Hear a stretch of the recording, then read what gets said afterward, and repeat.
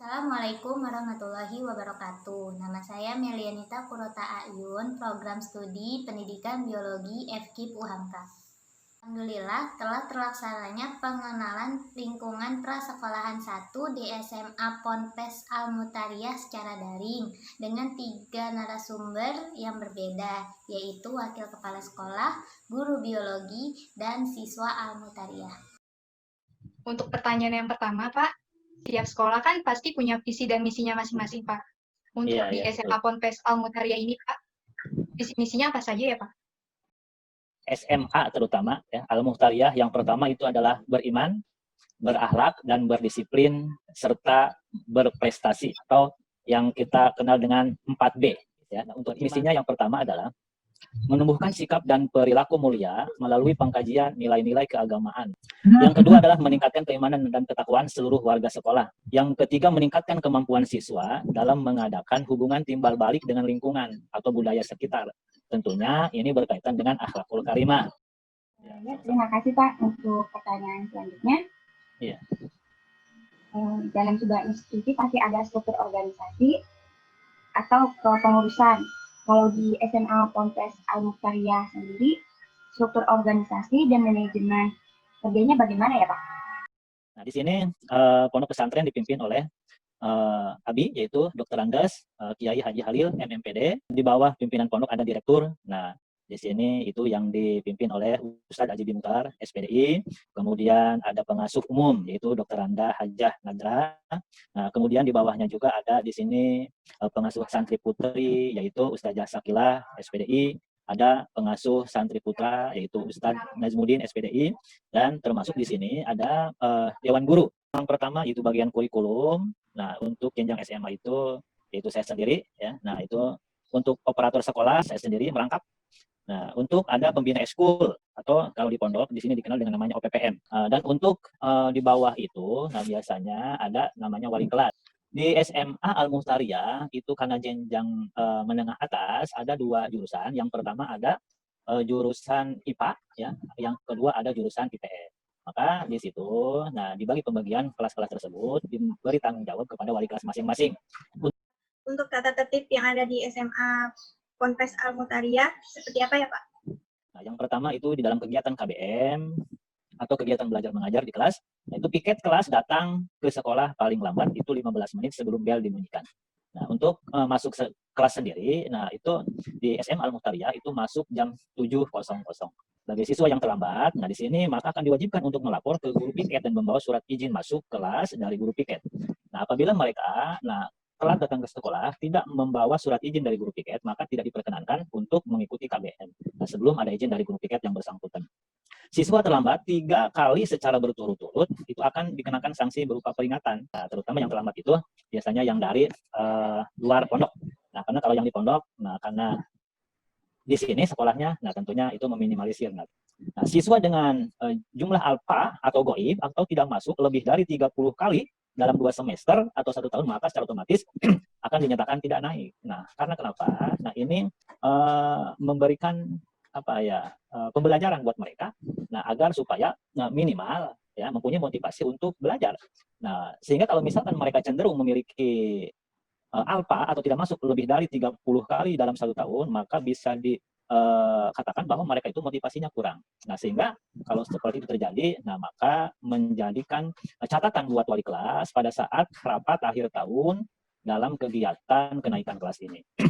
Nah, siswa dilarang membawa orang luar lingkungan sekolah tanpa seizin pimpinan pondok, kepala sekolah, guru, atau petugas jaga atau penjaga sekolah. Jadi biasanya kalau ada tamu dari luar itu harus izin dulu kepada piket untuk melaporkan kepentingannya itu apa. Terima kasih Pak. Untuk selanjutnya, bagaimana kegiatan-kegiatan seremonial formal di SMA Al Mutariyah sendiri Pak? Karena kita basicnya itu pondok pesantren, maka secara manajemen itu mereka 24 jam itu dimonitoring oleh pesantren. Nah, sehingga perlu kiranya, nah kami membuat schedule kegiatan-kegiatan apa saja mereka lakukan selama 24 jam itu. Nah, contoh di sini pada saat jam 4 mereka sudah bangun subuh. Nah, untuk siap melaksanakan subuh berjamaah. Setelah subuh, nah kemudian kurang lebih jam 5 mereka mengaji Al-Quran.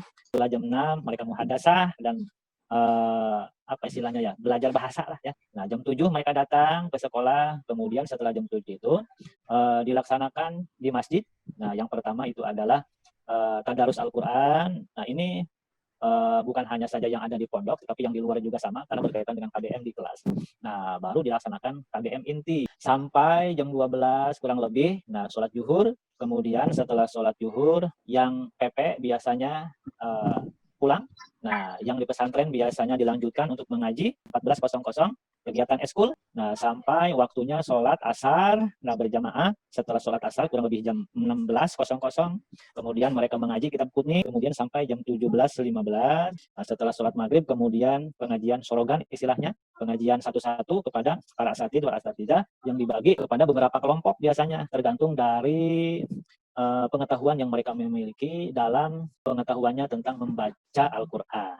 Nah, sampai waktunya sholat isya, kemudian berjamaah, kemudian di sini setelah isya, nah, zikir, nah, kemudian dilaksanakan dengan eskul yang lainnya, nah, baru kurang lebih perkiraannya jam 22.00, nah, maka mereka waktunya untuk istirahat. Nah, setelah istirahat, nah biasanya ada namanya malam itu ada qiyamul lail.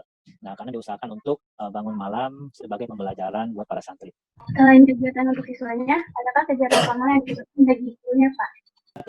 Untuk guru, nah biasanya karena kita ini di bawah naungan Kementerian Pendidikan dan Kebudayaan atau Dinas Pendidikan dan Kebudayaan, maka setiap guru nah biasanya sudah mempunyai yang pertama itu forum tersendiri yang tergabung di dalam MGMP, Musyawarah Guru Mata Pelajaran, itu sesuai dengan mata pelajaran yang diampunya, yang akan membahas tentang kegiatan belajar mengajar, masalah apa saja yang ada di kelas, begitu pula dengan peningkatan mutu pendidikan.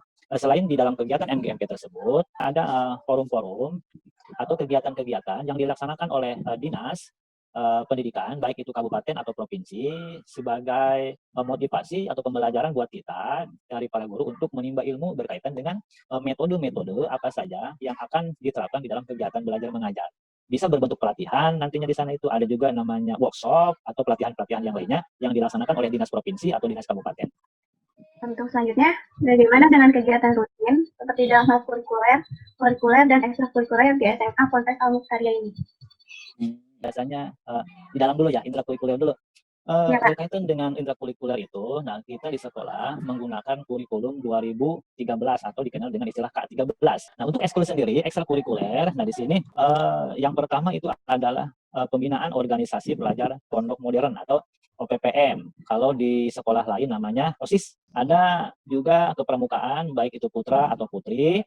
Ada pengajian seni tilawah Al-Quran, ada pengajian kitab kuning, nah sistem Bandungan, nah ada tafsir, ada pidato 3 bahasa. Nah, biasanya di sini dilaksanakan pada saat muhadharah. Itu dilaksanakan setiap hari Jumat, itu pidato 3 bahasa. Yang pertama itu adalah bahasa Arab, yang kedua adalah bahasa Inggris, yang ketiga bahasa Indonesia.